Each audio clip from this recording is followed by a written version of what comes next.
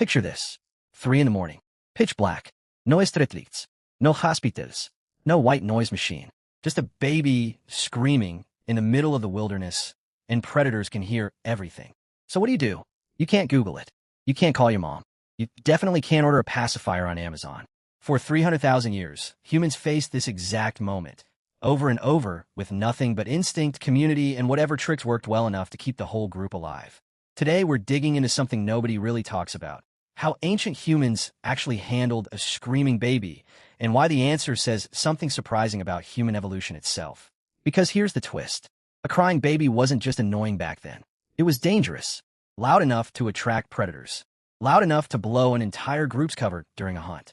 Loud enough to threaten everyone's survival, not just the babies. So evolution had to solve this problem.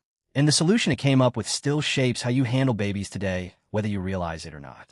Let's get into it. I'm G, and this is the real story of the crying baby problem.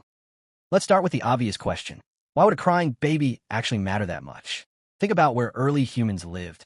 Open savannas, dense forests, areas packed with predators, lions, hyenas, leopards, all with excellent hearing.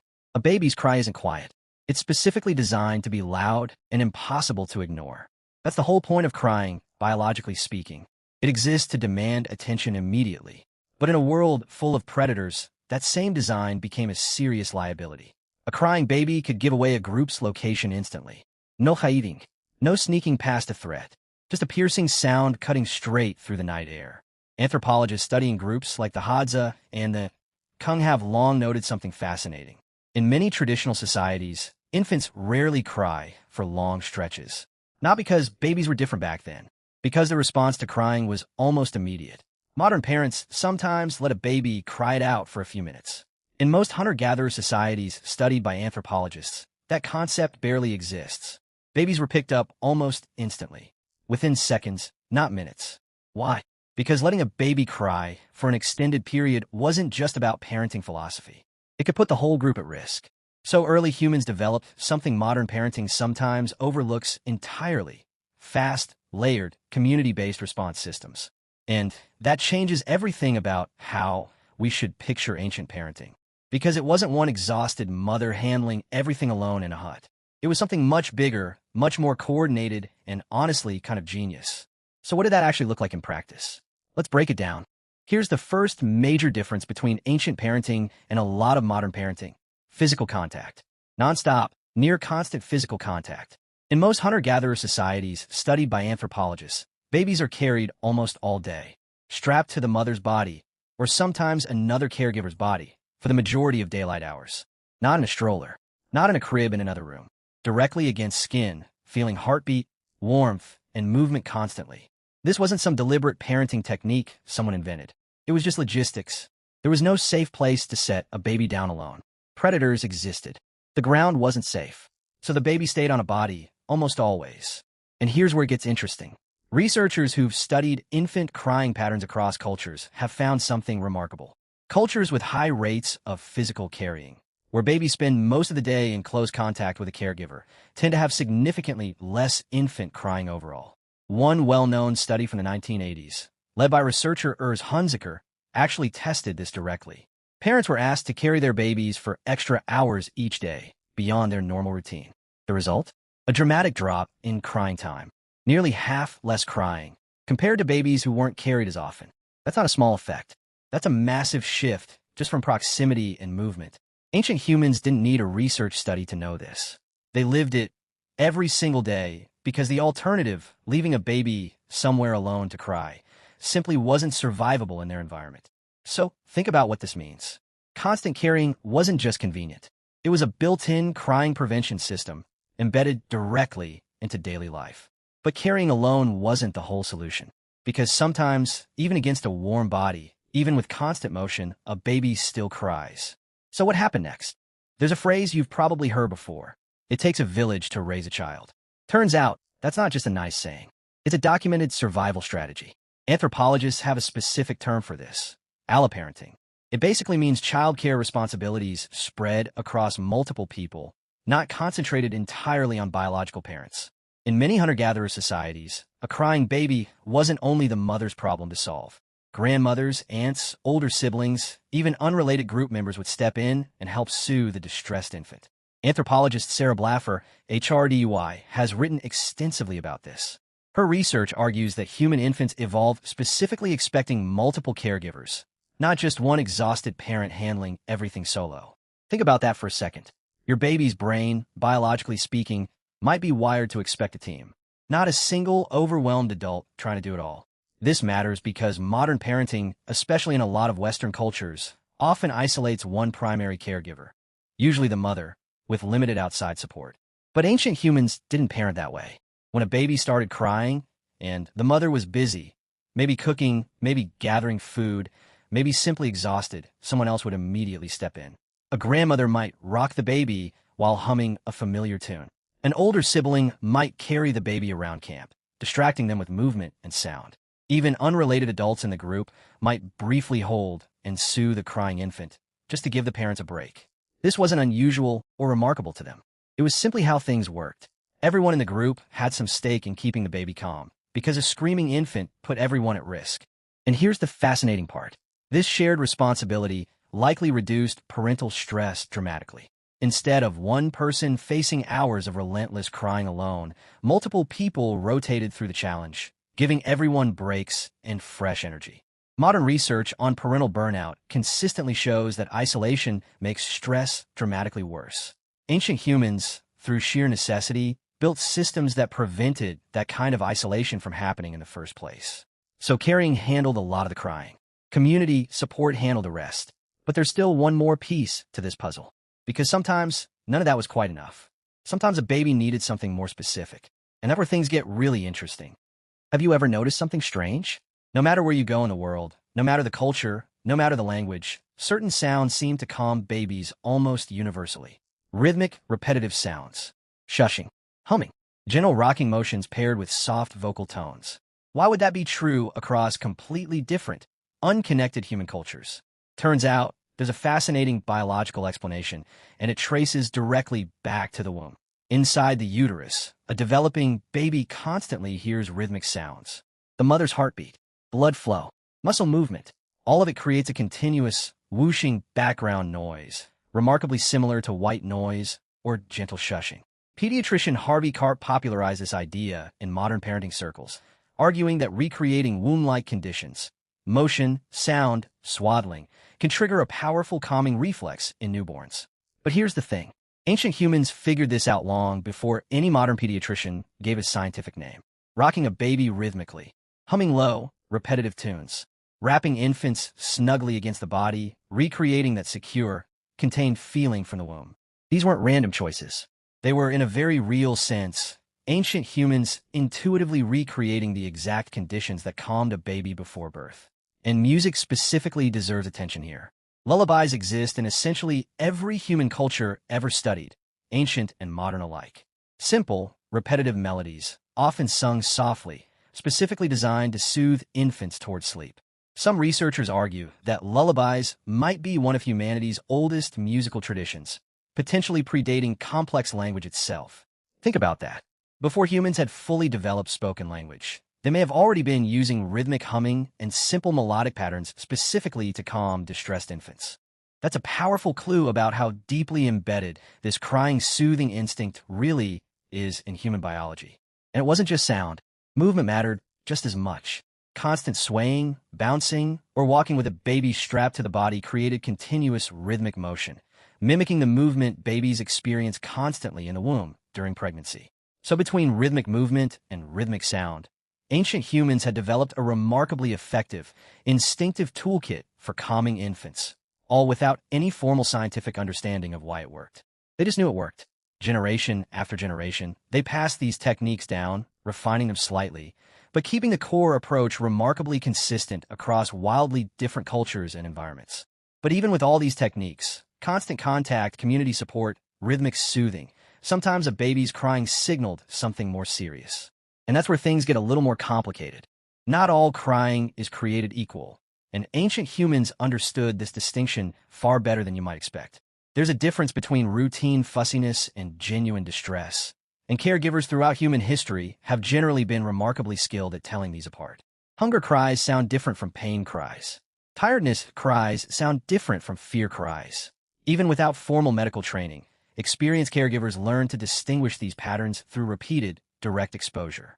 In ancient communities, where multiple adults were constantly around infants, this pattern recognition likely developed even faster than it might for an isolated modern parent handling everything alone. If a baby's cries suddenly shifted in tone, pitch, or intensity, experienced caregivers would immediately investigate. Was something physically wrong? Was the baby too hot, too cold, injured somehow? This mattered enormously because without modern medicine, catching a problem early could genuinely mean the difference between life and death. An untreated infection, a minor injury gone unnoticed, dehydration during a hot season. Any of these could escalate quickly without intervention. So a persistent, unusual cry wasn't dismissed or ignored. It was treated as important information, a signal demanding immediate attention and investigation.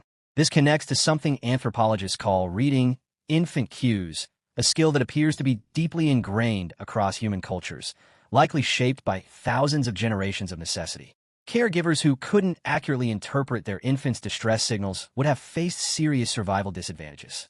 Natural selection likely favored increasingly sophisticated cry interpretation over countless generations.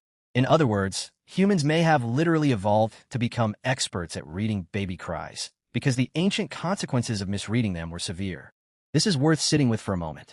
Your own instinctive reaction to a baby's cry, that immediate urge to check what's wrong, likely traces back through hundreds of thousands of years of evolutionary pressure.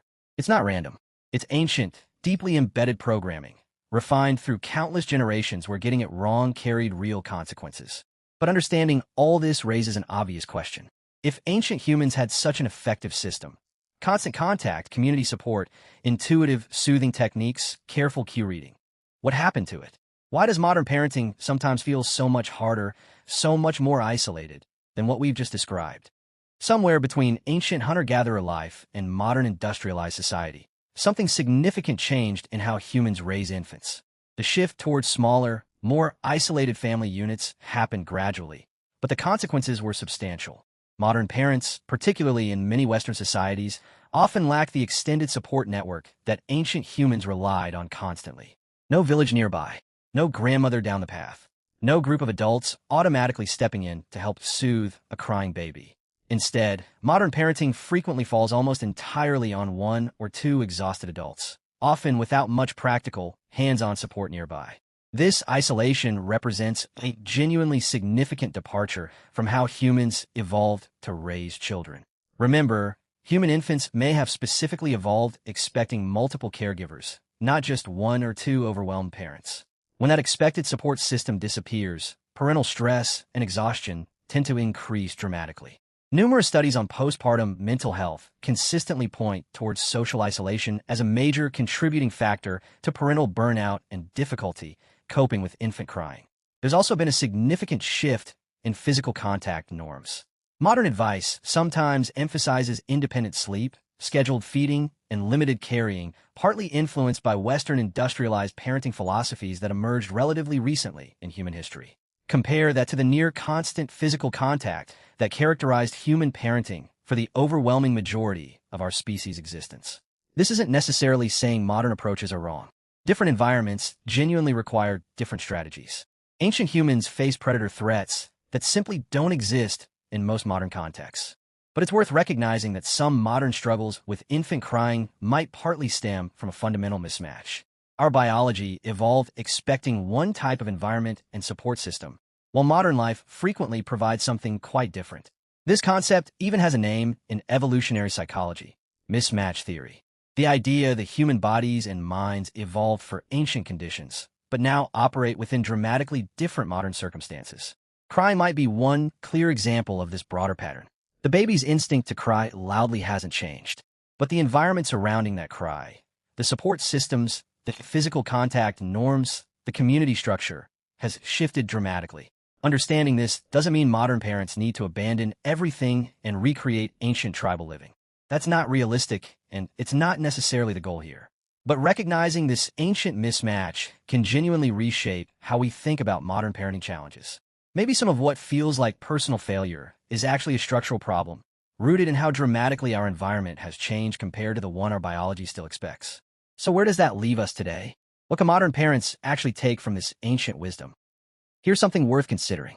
A lot of modern parenting advice that sounds cutting-edge and scientific is actually rediscovering things ancient humans already knew instinctively. Skin-to-skin contact, now heavily recommended by pediatricians and hospitals immediately after birth, mirrors exactly what ancient caregivers did constantly throughout an infant's entire early life. Baby wearing, increasingly popular in modern parenting circles through slings and carriers, essentially recreates the constant physical contact that characterized virtually all of human history before industrialization. Responsive parenting, where caregivers respond quickly and consistently to infant cries rather than deliberately delaying response, closely mirrors ancient parenting patterns observed across numerous traditional cultures. Community support systems, increasingly recognized as crucial for parental mental health, essentially attempt to recreate the alloparenting networks that existed naturally in ancient human societies. In many ways, modern research keeps circling back toward validating what ancient humans simply knew through direct, generational experience. This doesn't mean every ancient practice should be blindly copied. Some ancient infant mortality rates, for instance, remain tragically high despite these caregiving strategies, due to factors modern medicine has since addressed. But the core principles, physical closeness, shared caregiving responsibility, responsive attention to infant distress, appear remarkably consistent with what contemporary research increasingly confirms works best for infant well-being. So if you're a modern parent struggling with a crying baby at 3 in the morning, feeling isolated and exhausted, there's something worth remembering. You're not doing anything wrong by wanting help. You're not weak for needing support. You're actually responding exactly the way humans evolved to respond, in an environment that no longer naturally provides that support. Seeking out community, whether through family, friends, or parenting groups, isn't some modern weakness. It's literally reconnecting with how humans have successfully raised children for hundreds of thousands of years. And if you find yourself instinctively swaying, humming, or holding your baby close during a crying episode, know that you're tapping into something remarkably ancient. Something that predates written language, predates agriculture, predates virtually every technology surrounding you right now. You're accessing instincts refined across hundreds of thousands of years of human evolution. Instincts specifically designed to keep both you and your baby safe, calm, and connected. That's genuinely worth appreciating, especially during those exhausting, difficult moments that every parent throughout all of human history has experienced in some form. So, what did ancient humans actually do when a baby wouldn't stop crying? They picked the baby up almost immediately, keeping constant physical contact throughout most of the day. They relied heavily on community support, spreading caregiving responsibilities across multiple people rather than isolating one exhausted parent. They intuitively developed rhythmic soothing techniques, rocking, humming, and swaying, that modern science has only recently begun explaining scientifically. They carefully read infant cues, distinguishing routine fussiness from genuine distress, refined through countless generations of necessity. And through all of this, they built systems that modern parenting research increasingly recognizes as genuinely effective, even without any scientific understanding behind why it worked. The crying baby problem isn't new. It's ancient, deeply woven into human evolutionary history, shaped by hundreds of thousands of years of trial, community, and instinct. Understanding this doesn't magically solve modern parenting exhaustion, but it might offer some genuine comfort, knowing that every difficult, sleepless night connects you to countless generations of parents who faced exactly the same struggle. I want to hear from you on this one. If you're a parent, or you remember being cared for as a baby, what soothing techniques actually worked? Did your family use methods that might trace back to these ancient patterns? Let's talk about it in the comments. And if you enjoyed this deep dive into the ancient roots of human parenting, go ahead and subscribe. We're going to keep uncovering the surprising history behind everyday human experiences, connecting your modern life back to hundreds of thousands of years of human evolution. I'm G, and I'll see you in the next one.